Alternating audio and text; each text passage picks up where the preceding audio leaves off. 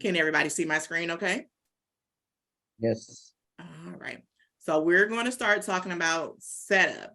And this is going to be where we're going to talk about adding preparers, setting their limitations, and all that other good stuff. I have a question before you get started. Are you changing the screen colors, or is that just how yours come? No, I changed back into actually the practice software. We actually were in my live software because of the bank product, because I needed to show you guys bank products. So it had to be in a live environment. Okay. So, but this is the practice side. And because there's a lot of personal information on that other side in my back office, I have to come back over here. Like, can the colors be changed, or you have to get that? You have to request them. If you request them, they can. Okay. Is that considered branding? They usually should be tied to your brand colors. Okay. Yeah. All right. Yeah.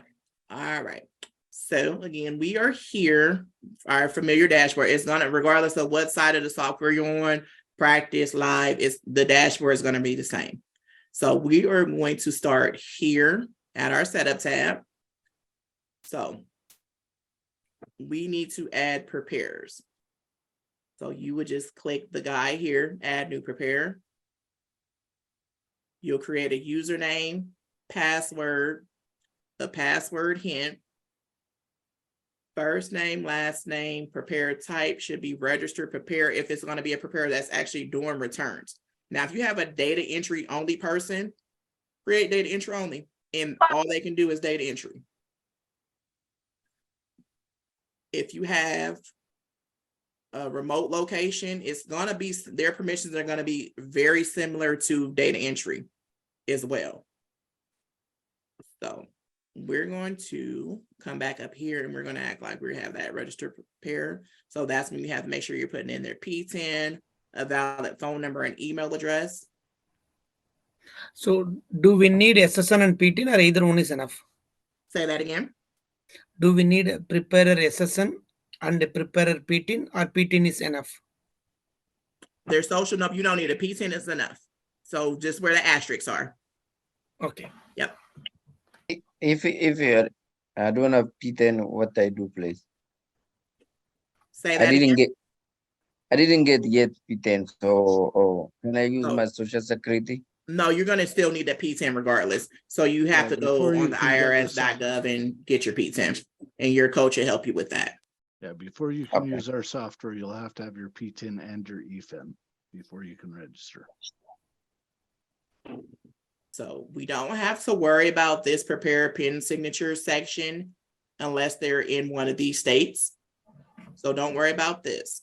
So then we're going to come to like the user options. So you click what you want them to do. So if it's somebody that you want them to see all the taxpayers that's in the firm, you'll hit yes. That's going to be most likely your office manager, your data reviewer, you know, stuff like that. Everybody else, you probably keep it no.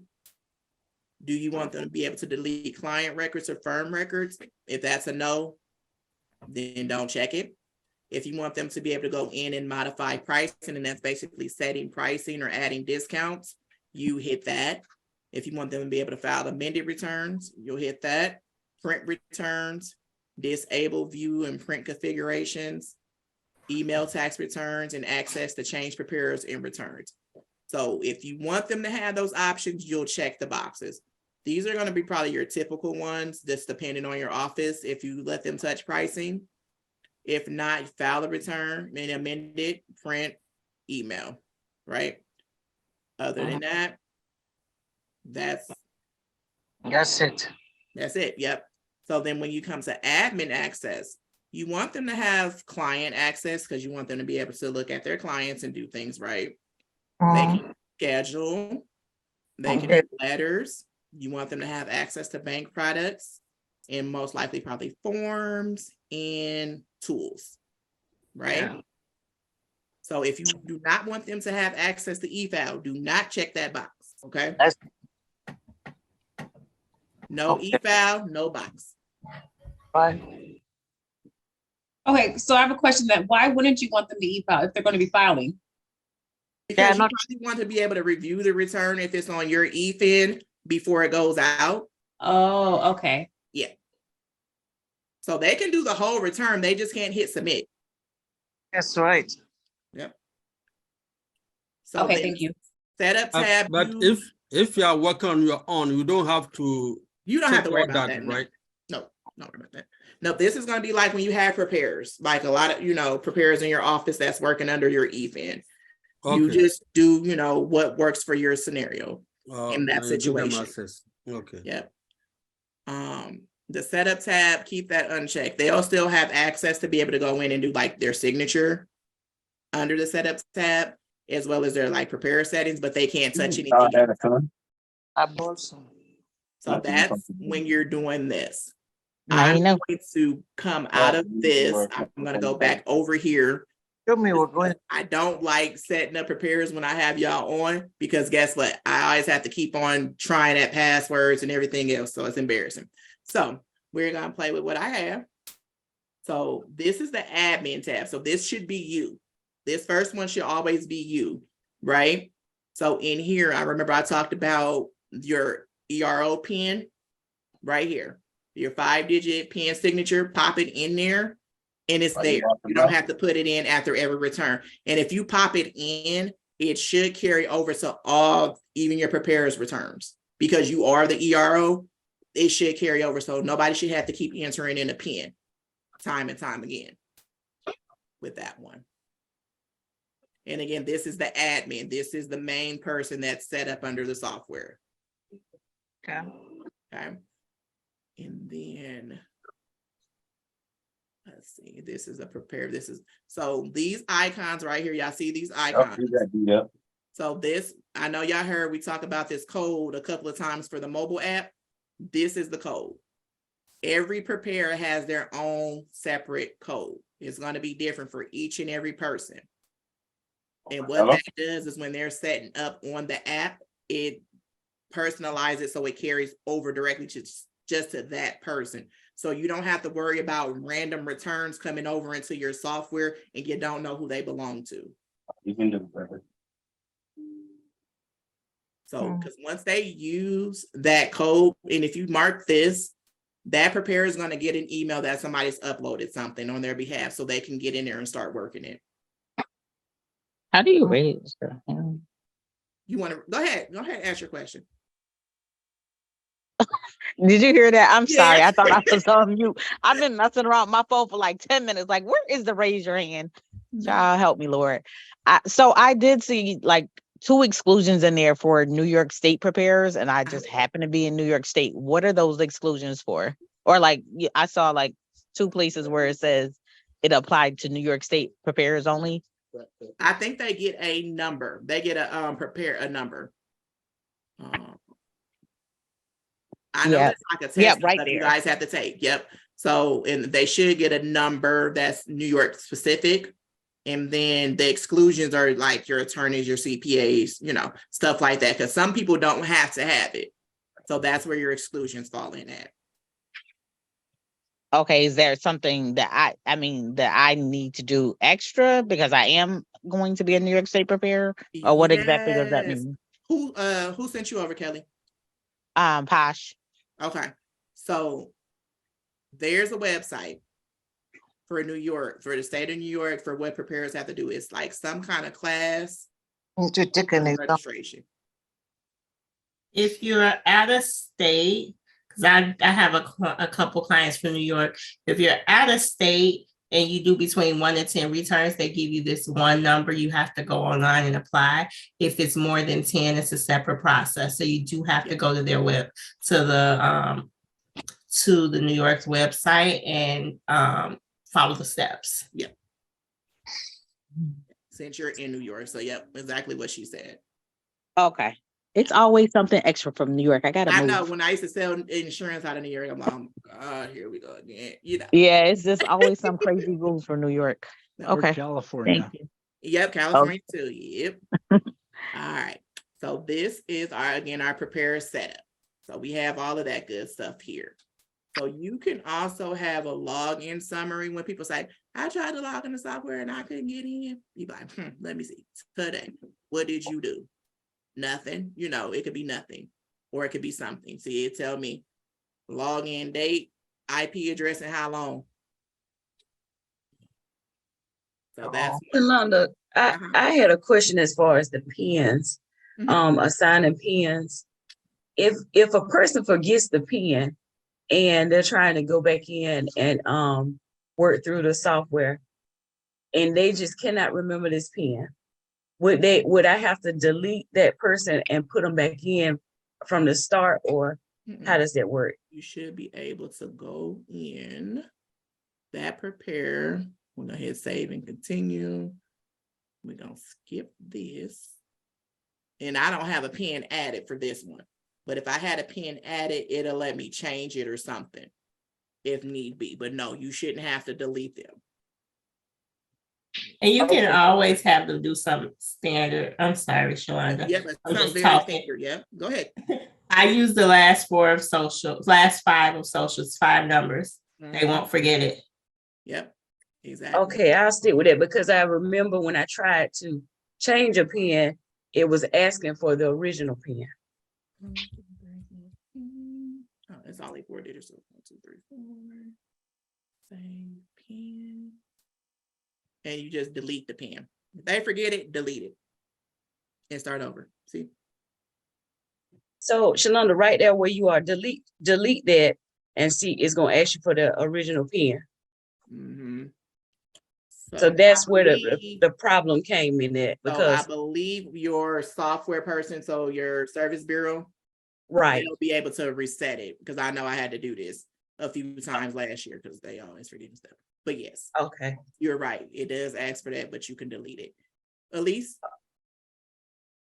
Okay. When adding a prepare, would you recommend doing it with like my prepare on the phone with me so I can go through and ask the security questions for them, or do you can just auto select security questions? They'll get the answer once they get logged in. You know what I do? I'm lazy, y'all. If y'all ever been on the call with me, I'm so lazy. I make everybody do everything they self. I created a form that mimics all these boxes, so they can tell me what they want. Oh, sweet. Yeah, I just created like a job form, a cognito form, and I send that to them for software setup and let them figure it out. I don't have time.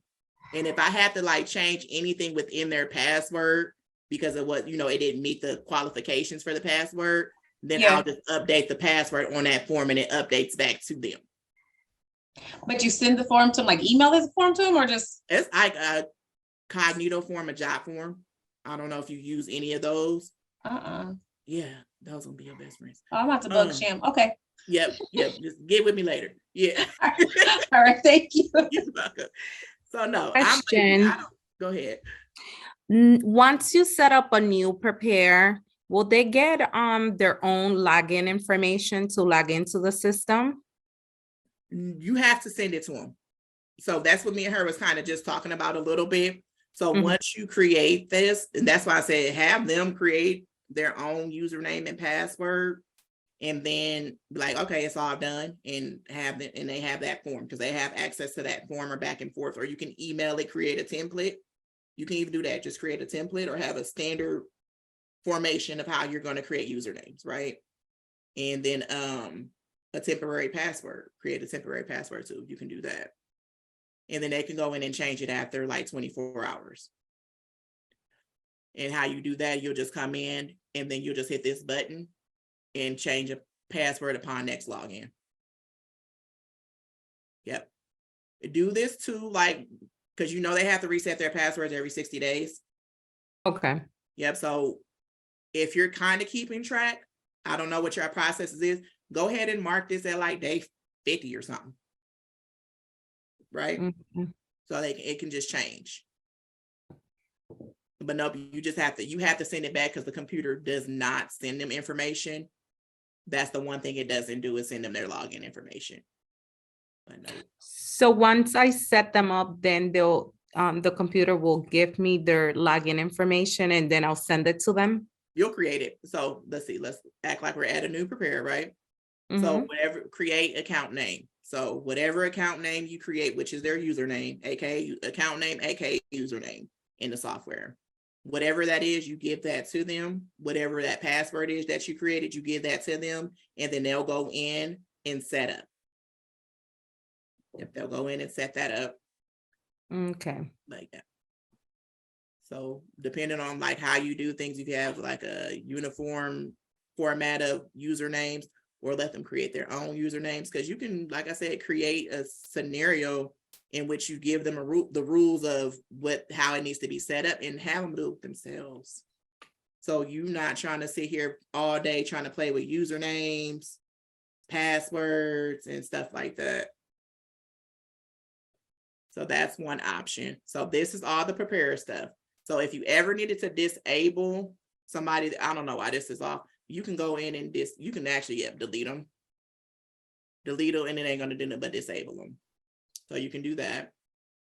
So that's our first tab. So then we have our firm. So in the firm, this is where you're gonna verify the firm information. Mind you, this is the information that's gonna be like on invoices, forms, everything that's related to like with the tax software, like the return. So make sure it's information that you want to be public, okay? So if you don't want your personal phone number on there, make sure you don't put your personal phone number on there, okay? Make sure it's a business number that you want, as well as a business address. This is your EIN, your state ID, your EFIN, all that good stuff. So that's all firm stuff. And then if you have to upload, your IRS letter to verify your EFIN. So you'll do that here. You'll pop the tracking number in, you'll upload the file and save. So that's all. This is going to be under your firm tab. And then we have our settings. So you're going to have a couple of different settings. So these are preparer level settings. So you have where you can block them from filing any prior year returns. You can default the payment option to banking, so it can automatically be selected for them to do bank apps instead of like trying to take cash or credit card payments. Go ahead, Lisa. Lisa? Yeah, I was just on that where you did the EFIN summary deal a few minutes ago. Where are those steps that we give them to actually go in and go to the IRS website to get the EFIN summary? Do they provide? Yeah. Right here. Instructions. Where? Just instructions. Click. Go back. Where? You see this instructions? Yeah. Okay. Good. I'll pop this up and right here. Yep. That's it. That's what I was talking about. Okay. Thanks. You're welcome. So, question on that.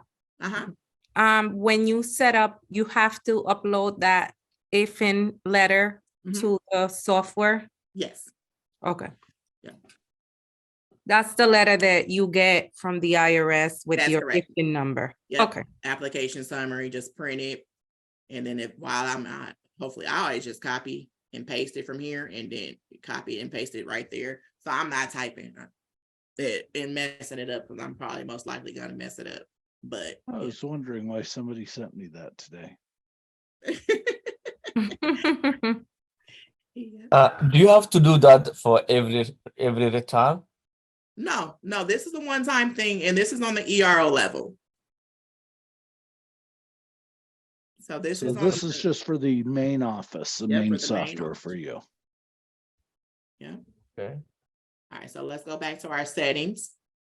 So here, again, you can block, default the payment options. If you have preparers, you do not want them to be able to go back and forth between modes, check this box. Check that box and then select your default entry mode. So if you want them to only be able to do interview input mode, select that as your default. If you want to only do default, direct input mode, that. So then they won't get that dialog box you guys seen that I had that let me go back and forth if you have this third option checked. Okay. So again, if you don't want them to go back and forth, check this box and then default to which mode you want them in. I recommend masking the social security number,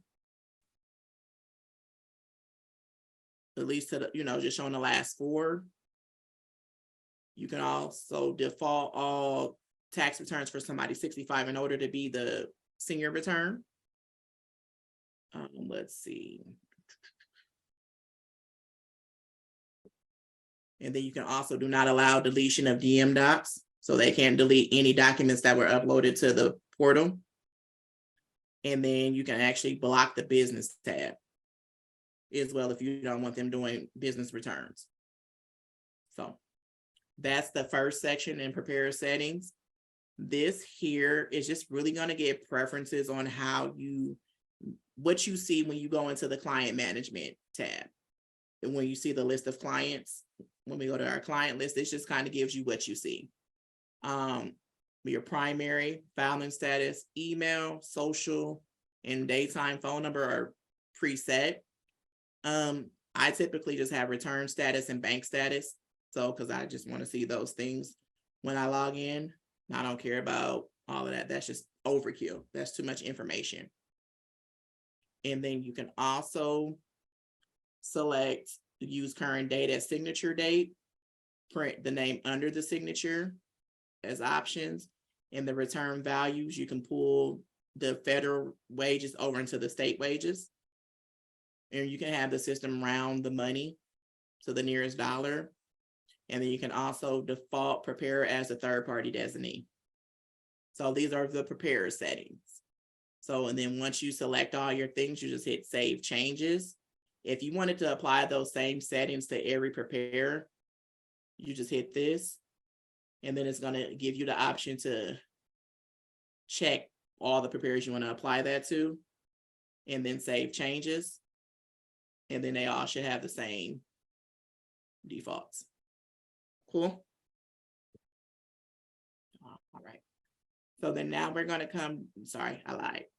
We're going to go firm level. Firm level. So this is what your letterhead, how it's going to be set up, and as well as you uploading your logo to populate on your documents, so your invoices and then your letters and anything that goes out in the system for your business. And then you can default if you want the preparer signature to be on the letters or the firm signature, and where you want the logo positioned at, and then the logo. So, and let's see, you can preview letter. So I'll just give you a preview of what it looks like, right?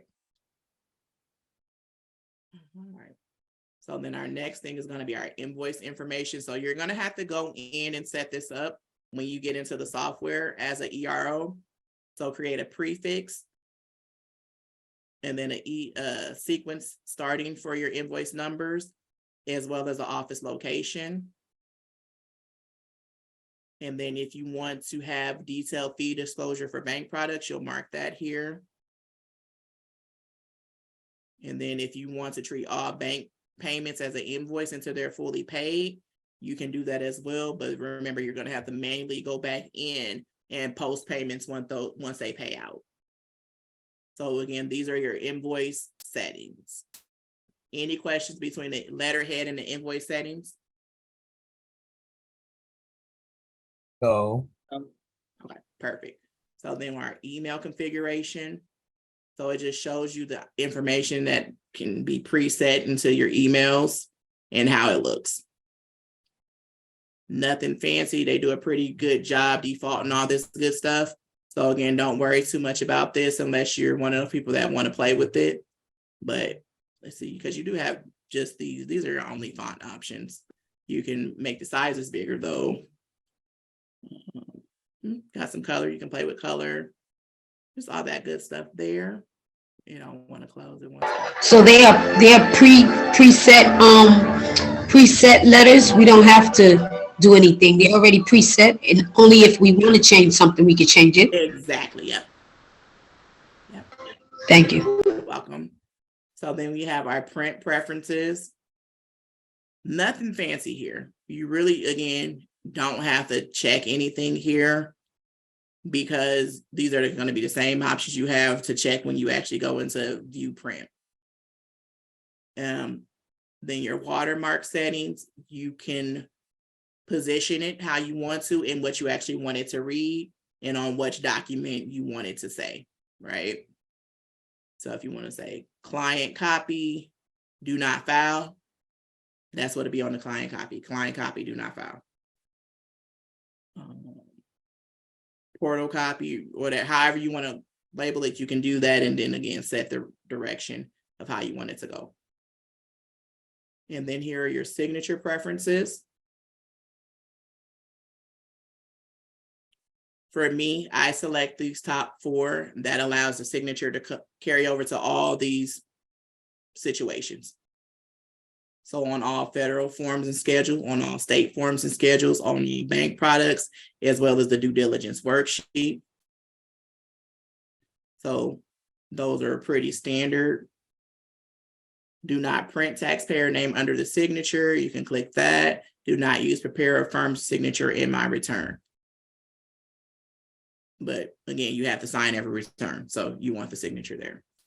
So this is the return stages. That's that section that I showed you guys where the market's like ready for review and all that stuff.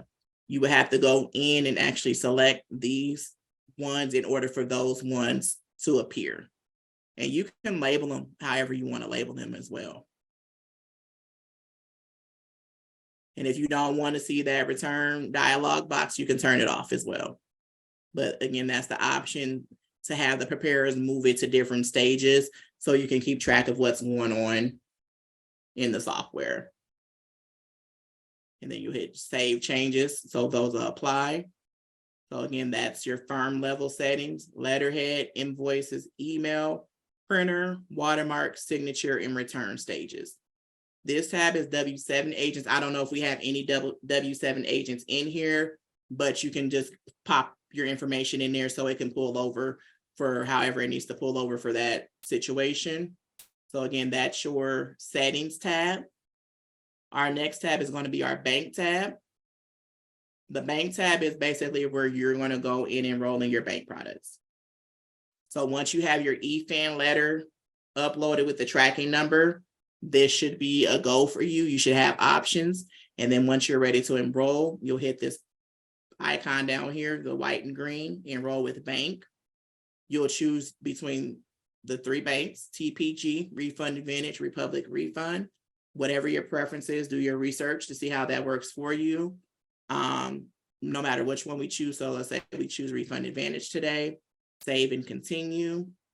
Keep in mind, once you select it, you can't change it. We'll just hit yes. Let's see, we're gonna say we're in Arizona. I don't know why I didn't see that. Save and continue, and it's just gonna ask all the questions, right? For your bank application, and you just go through and answer them. Make sure you have your business bank account information that you want your disbursements to go to be able to go through the application, have your driver's license, because it's going to ask questions about all those things as you're going through the bank application. Once you're done with that, you'll submit it. And then once it's submitted, depending on which bank you use, they'll send you an email giving you what your next steps are. Most of them are going to be compliance tests and maybe uploading driver's licenses and all those things to complete the bank app. As long as you do those things promptly, it shouldn't take no more than a couple of days for your bank app to be approved. So that's the bank. Is nothing, again, nothing fancy in this section, but that's how you set up to be able to offer advances and be able to have your fee deducted from refunds. Any questions about the bank app or the bank section? Is that where you, right on the bottom, it says, do you want to offer check disbursement? Once you hit yes, that's giving you the option of us as prepared to print the checks out at our office when Correct. they. Yes. And then I'm assuming that once I get approved by the bank, they'll give me the option of ordering check stocks. Yep, they're going to actually automatically send it to you. Okay, Yeah, perfect. I've been getting Thank you. boxes all week, so yeah, I'll come pretty quick. All right. Shalonda, I have a question from a ERO standpoint. If you just created a new EFIN, right? And you know how they are when it's a new EFIN and you don't have any prior history Yeah. For that EFIN. So my question is, like, when you're going through the application, I never asked this question from the bank side, but does your old EFIN or your prior EFIN count for products or that you've had before, or do you have to just use the one that you're trying to use? No, it doesn't count. It's a brand new child to them, so you have to build the volume up on that one in order for you to qualify for other stuff. The good thing about this is that most EROs, new or not, between TPG and Refund Advantage, you guys will be able to offer in-season advances. So that's a good thing. That bonus that you have signing on with who you signed on with for software. The only thing about Refund Advantage, they're not going to let you use debit cards. You can do checks, but they're not going to give you debit cards on the first year. That'll be the only difference. Okay, gotcha. Thank you. You're welcome. So since if I have TPG, I don't have to worry about setting this part up, right? You still do this with TPG too. You still have to do the bank application if you haven't done so already. Oh, I think my service girl did that already because I'm Yep. the ERO. Oh, yep. They probably did it for you already. Okay. They send all your TPG, send your email and you have all your login for them. Oh yeah, TPG is all completely done for me. Oh yeah, then you're good. Yep. You don't have to worry about this. It's for the new guys that have not did it or if their service bureau haven't did it for them yet. Okay. Yeah. All right. Any other questions on the bank app side? All right. So we're going to move on down here to the signature pad. We talked about this a little bit, but let's talk about it a little bit more. I have a question. Uh-huh. If you have tax preparer under you, and how will you pay the fees? How would you pay them? Yes. Will you set it up through the software or individually through your business bank account? You would get the fees paid as the ERO because you're the ERO, and then whatever agreement you have with your preparers, you calculate it and pay them out in that fashion. Okay. So, if on the bank tab, do we have to have only those 3 banks? Those No. are the only 3 that this software offers, yes. Okay. I hear you. Okay. And all of them are good banks. But at the end of the day, they all do the same thing. So they're all good options. Okay, so we're under the signature tab now. So you can set up to be able to capture those in-person signatures via mouse or stylus. These signature pads are the ones that are compatible with the software. And you can just put don't use, and that's when you're using the mouse, right? But does the firm has to sign? The firm does need to sign, but you don't have to sign. Yes. But like I said, I always select that the preparer that prepared the return will be the person that is going to sign and return in my eyes. So make sure all the preparers as well as yourself go in and have their signature on file. Again, it's that one signature is going to carry over to every return that you needed to carry over to. But just make sure everybody has signatures on file. These are, what is the name of this? Topaz, these are Topaz ones. I haven't seen this one, but I believe they're going to all be on Amazon somewhere. Question. If the firm and the preparer signature is the same, do you have to sign both? No, you don't, because you can just keep it marked as preparer and then the preparer one will just pop up. Okay. Yep.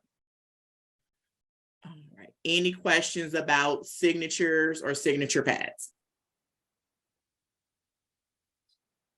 All right. I have a question if no one else is waiting to be because I don't know how to raise my hand. Go ahead. Okay. Is it a way to not show the even number on the actual return? No, because it has to be on there. Okay. Yeah, no, it has to be on there. I know, right? You feel like you're giving away your life business. Yes, there, yes. but unfortunately, as the ERO, that's what we're subjecting ourselves to. Yeah. Okay. Yeah. So it has to be on. It definitely has to be on that 8879. I have a question. The firm signature will be mine, which I'm the owner. And then the prepare signature will be my employees, whomever will be. Yes. So when I set this up, we both have to be there to sign this, or No. once they log into their own, they could do the signature on their own. Exactly. Yep. Okay. Let's see. So if we don't have any questions on the signature, I'm gonna go over here to the EIN database. One more thing really quick. So back to the signature. So I would have to sign both of them when I set up my. Yes, if you're going to be preparing returns. Oh yeah, so yeah. I'll do the firm signature, and then I'll go into prepare signature, and I'll sign my name also. And if you're going to have it defaulted to where the preparer signature is going to be the signature appearing on the returns, just sign on the preparer side. Okay. Yeah. So yeah. Okay. Thank you. You're welcome. All right. So then you have your EIN database. So every time you put in an employer and an EIN, the software is capturing that information and saving it for you. So then when you pop that EIN in again, you don't have to put it in because it's going to populate all that information. So the business name, the address, and all that good stuff. If you need to, do you get to edit these? I don't think you get to edit these. No, but you can add. You can add to them. Oh no, you can't edit them. So yep, so say you put it in wrong, you can go in and change it, save it.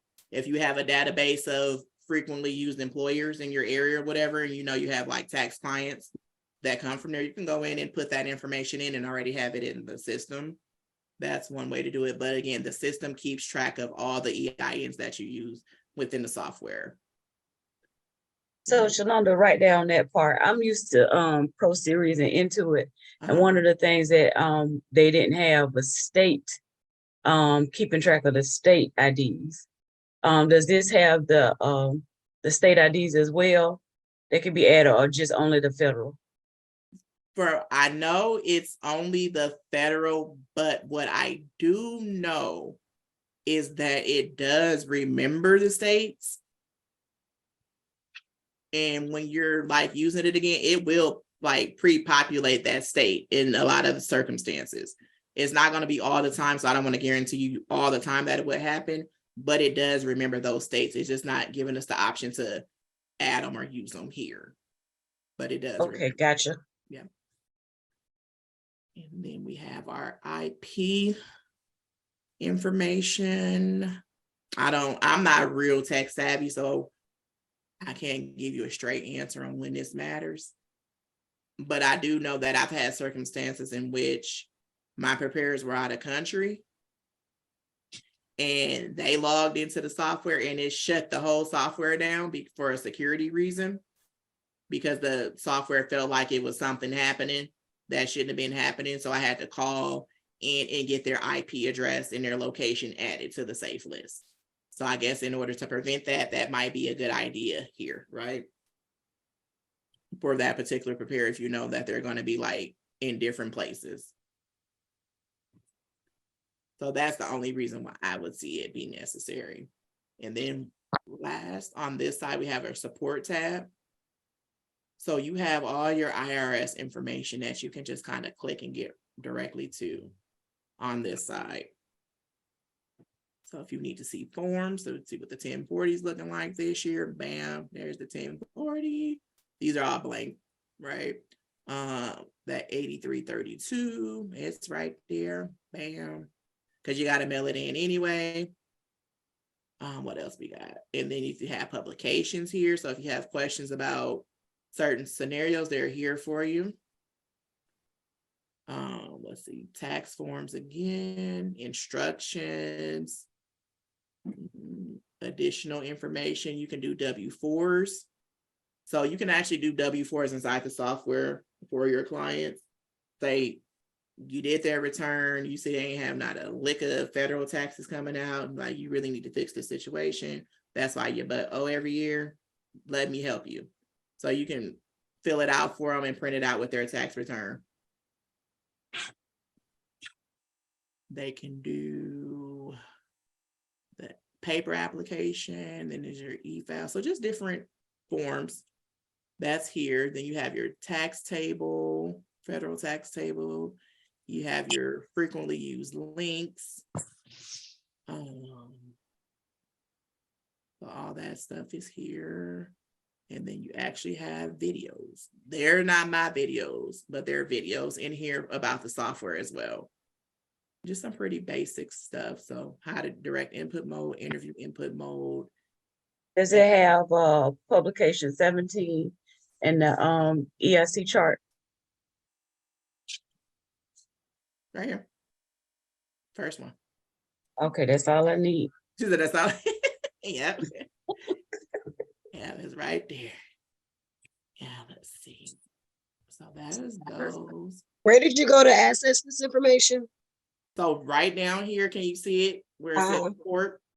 So yeah, when we click support, it'll bring us to forms. Okay, You have your federal, and then you'll have your state. When you click on the states, and it should.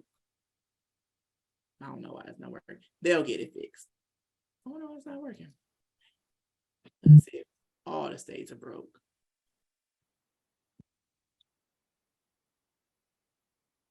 Nope, all the states ain't broke. So yeah. So that's always a good thing. You don't have to go searching for a particular state's website. So just remember that if you need to know more about a state or get to their website, just come down here to your support tab, go to state, and then just click on whatever state that you need to, and it'll take you to their Department of Revenue. So these are all our tabs gone along the side. Are there any questions about any of the ones that we touched?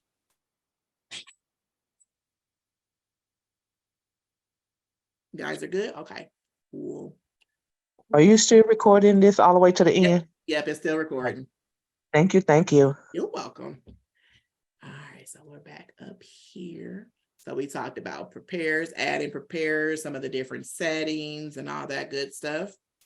And remember our mobile app code here is going to be individual for each person. So as you're setting them up and you maybe, like I said, create a template, pop that mobile app code on there as well, right? Sorry, are we going to get the recording automatically? You have to request for it before. Your person should send it out to you. Once I get done and Zoom tell me that it's done, I'm going to send it over for the edits. And then you guys should probably have it in a couple of days, about a day. I'm going to add it to the UA tax software. So in your course, it will be added in there for those of you that are with UAC tax. Sounds good. Okay, thank you. Yep. And then let's see. Can I get by mail? I cannot access this software, please. Say that again. What you recorded, can I get by email or yes, your different person should, yeah, they'll send it out to you. Yeah. Okay, thank you. You're welcome. So then we're back here on our first page. So again, like we have our clients tab, we have our eval tab, and what you'll see housed here. So Q for transmission and Q, don't get those two confused. Q for transmission is like when you want to batch send stuff over. So you're done with the return, but you're not ready to send it over because you're maybe going through your review process, right? So like, okay, it's ready to be sent. So you'll just queue it for transmission without sending it over and go through and do the rest of them. And then when you're ready to send them all over, you'll go here and it'll have all of them listed there for you. And then you can send them over at the same time. That's what queued for transmission is. Queued is when you actually hit transmit and it's queued to be transmitted. So, but it's going to go from queued to transmitted to either accepted or rejected. So these are active phases. This is a holding place. Does that make sense? Yes. Okay. Yes, it is. Perfect. And you'll see the same scenarios under, so this is for the returns, returns. And then you can also see the same scenario for extensions as well as your bank products. So one is rejected, they will add notation as to why it was rejected, right? That is correct, Patrick, yes. And then there may be scenarios where you actually have IRS missing data alerts as well as e-file errors. I seen this a lot last year for like Colorado returns. Question. Do you have to individually filed the returns to the bank, or once you e-file them, it goes through the whole process of banking as well? That part right there. So remember how we went in and we started that bank app, right? Mm-hmm. We go through and do everything. All right, there. I'm with you. It'll be done, and then it'll say transmit. And then when you transmit, it's sending it to both the IRS and the bank at the same time. Now, can you take us through the how to e-file again, like where we mark down you know, how to do the banking? I can't, that's why I had to come out the software. Okay, let me talk about it, because if it messed up on me. So let me see what I can accomplish on this side, just because I don't have a lick of a return in here. Let me see. Let's go log prior year. I don't understand. I don't have all that. All right, guys, let's see what we got over here. No, I gotta go put in my last year's client list to see what we got. Oh, dang, I ain't starting nothing.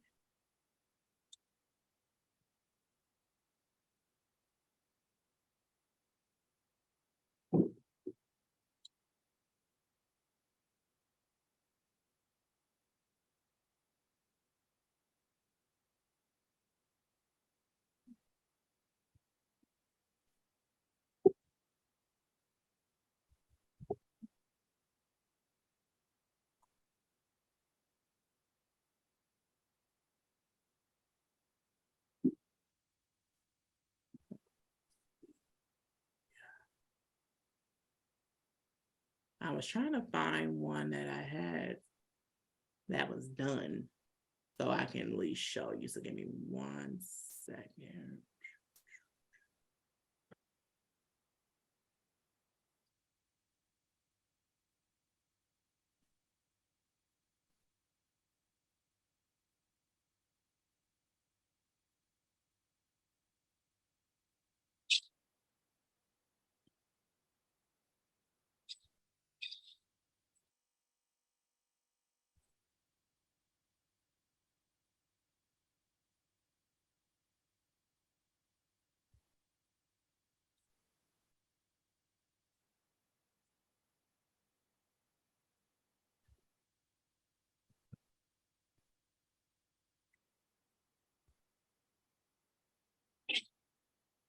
And I'm just going through to try to get to a place so we can see what we need to see.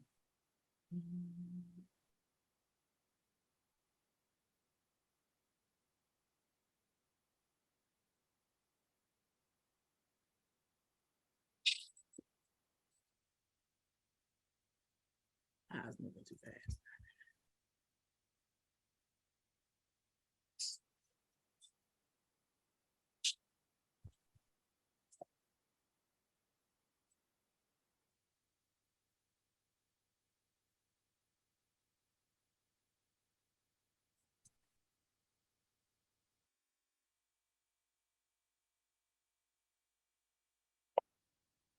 Mon laptop a the power après de finir. Let us get this person.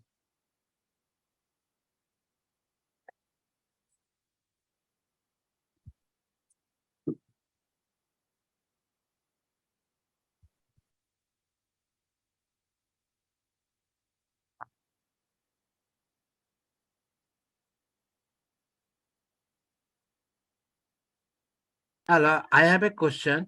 Uh-huh. When I'm going to prepare my tax file, do you have to use the dual monitor? One monitor, I open my W-2 form for the client W-2 form and I enter the data. Or I can use the print the W-2 for the client and then I can manually type it. How does it work actually, real scenario? That is going to be a preference thing for you, however you work. Me, I work off of 2 monitors. I really need 3, but I work off of 2. So it's all going to be a preference. When I'm working with clients in person, I still work off of 2 monitors.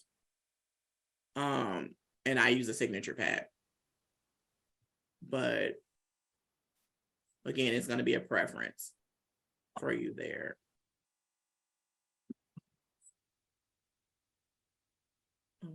And I'm really clicking really fast because I'm not trying to go through an actual return scenario. I'm just trying to get some information answered for you guys on this one. So we're going to revisit these states.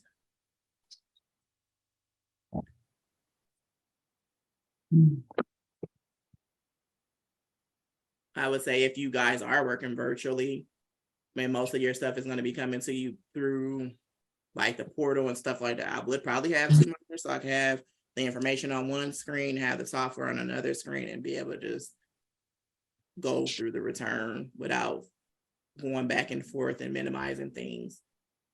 Auto generate, bam, bam.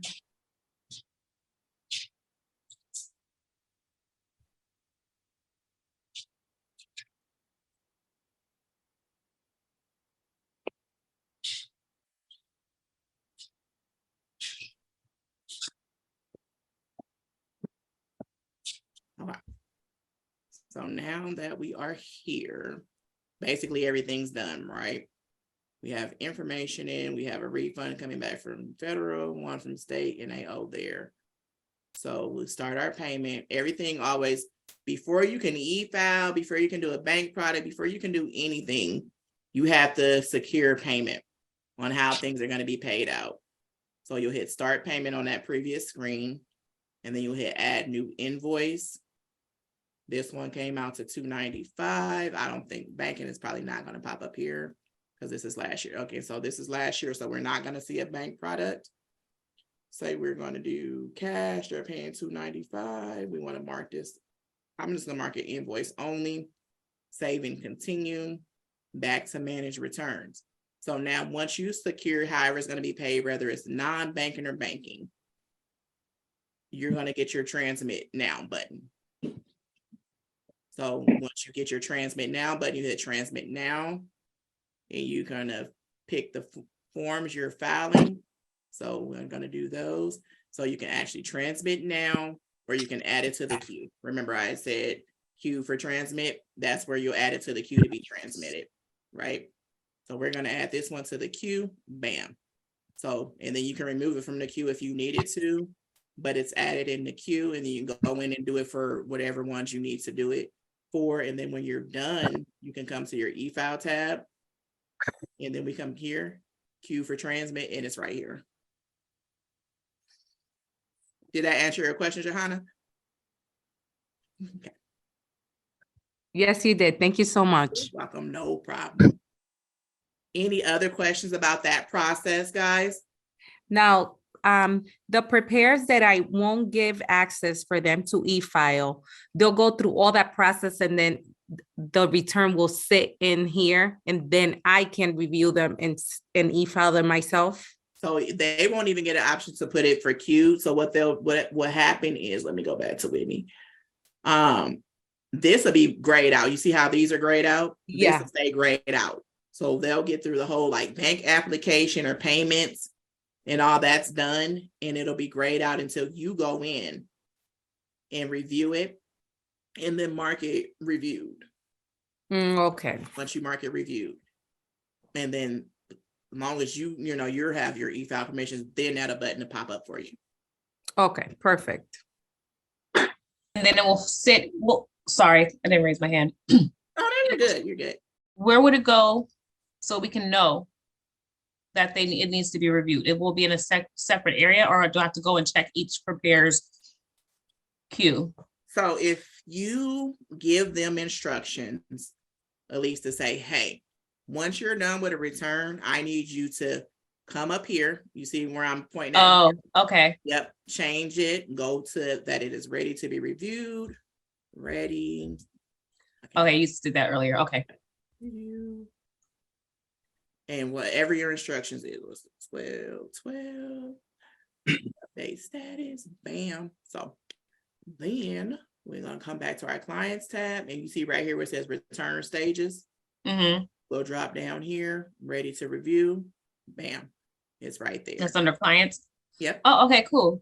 So I would just have to do that daily because all right, cool. Yep. Don't forget, I need to give you my email or something so you can send me your setup thing. Yep. I got you. All right. Okay, I have a question. Uh-huh. Okay, so let's just say you review a return and you have issues with that return. Yes. I have several people that I will be reviewing. Is there a way to communicate that back and forth without us calling each other? How can I get that to them, convey that to them? That there's something that they need to do to the return. I'm glad that you asked. That is a great question. So you see this little handy dandy notes box? You click notes. You go ahead and tell them, let's see, missing dots or whatever. Need ID, need dependent, I can't even type y'all. Number 1, Social Security card, clear W2 copy, something like that, right? And then so would I have to go into the particular preparers, or when I review the return? When then you review the return, right? Okay. So this is all going to be taxpayer specific. So then we're going to make sure, turn on notes reminder, right? Add your note, it's there. So then what happens is, let me see. Clients, who was under Whitney, bam. That note pops up as soon as they pop in there. So just make sure you guys are creating like processes within your office that they need to be checking in at different times of the day or whatever. But as long as you're doing your thing here. So they won't see the note until they click on the client's name, correct? Yep. All right. Yep. Now, before this ends, when you get done with the settings, because this is my first time going through training with you, could you please provide what all services you provide? Yes, when I stop. If there are any outside of this. When I stop the recording, I got you. Okay. Okay. Thank you. You're welcome. All right. Let's see. So yep, you can create notes for that. And then when whoever's doing your reviewing, once they are reviewing, have them as far as their process, move to reviewing.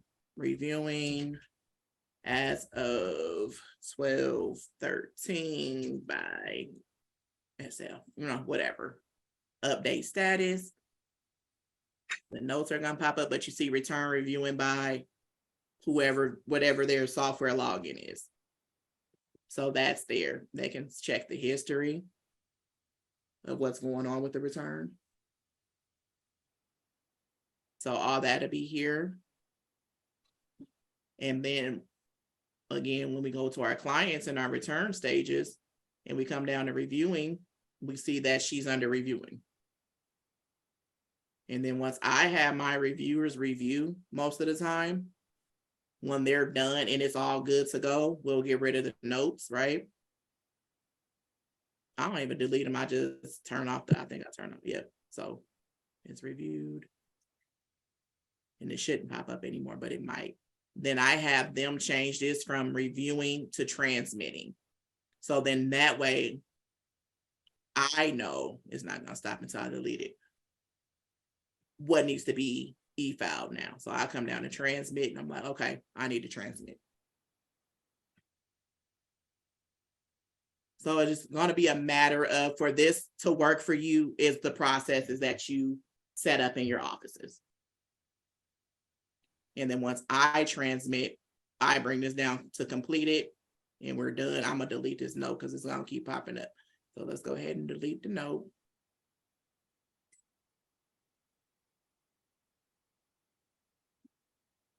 So it shouldn't pop up again, but let's see, it might. Okay, so it's not. So it's not there. It's recent. Yep. So we have all. Le software le plus. Say that again, I can't hear you. Okay. So yep, so again, like if this can be very helpful as long as the people follow directions. This is gonna be a matter of somebody following directions. But they can learn to follow directions real quick when ain't nothing moving. So they're like, well, I completed this return. I'm like, okay, did you put it in ready for review? No, okay, then I don't know. How am I supposed to know? You know. I see you go through all the workflow one by one, but when the client will review the tax document, which workflow?